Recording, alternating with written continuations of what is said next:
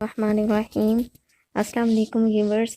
आज हम बात करेंगे land locked countries, semi land locked countries और डबल लैंड लॉक्ड कंट्रीज़ के बारे में। इन सबको याद करने के लिए आपको ये दिए हुए 7 पॉइंट्स याद होने चाहिए। सिर्फ ये 7 पॉइंट्स आपने जहन में रखने हैं।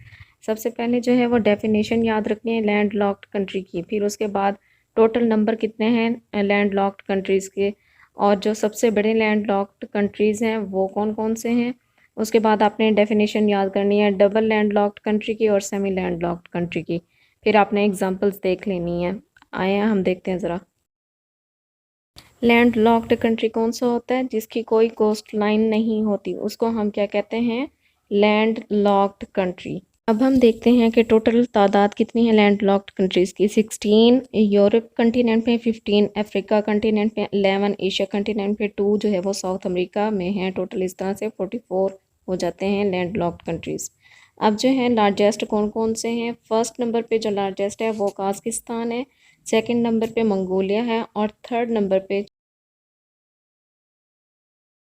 अब हम बताते हैं डबल लैंड लॉक्ड कंट्री कौन सा होता है। ऐसा कंट्री जो ना सिर्फ खुद लैंड लॉक्ड होता है बल्कि वो मुकम्मल तौर पे सराउंड होता है दूसरी लैंड लॉक्ड कंट्रीज से। ये तो बात हो गई डबल लैंड लॉक्ड के बारे में। अब आते हैं सेमी लैंड लॉक्ड कंट्री कौन सा होता है। ऐसा कंट्री जिसकी 5% से कम कोस्ट लाइन होती हैं उसको सेमी लैंड लॉक्ड कंट्री कहते हैं। और दुनिया में 8 सेमी लैंड लॉक्ड कंट्रीज़ हैं। अब देखिए कि कौन कौन से कंट्रीज़ कौन कौन से कॉन्टिनेंट के अंदर हैं जो लैंड लॉक्ड हैं। यूरोप में स्विट्ज़रलैंड है, अफ्रीका में स्वाज़ीलैंड है, एशिया में अफ़गानिस्तान भूटान है, साउथ अमेरिका में बोलीविया है।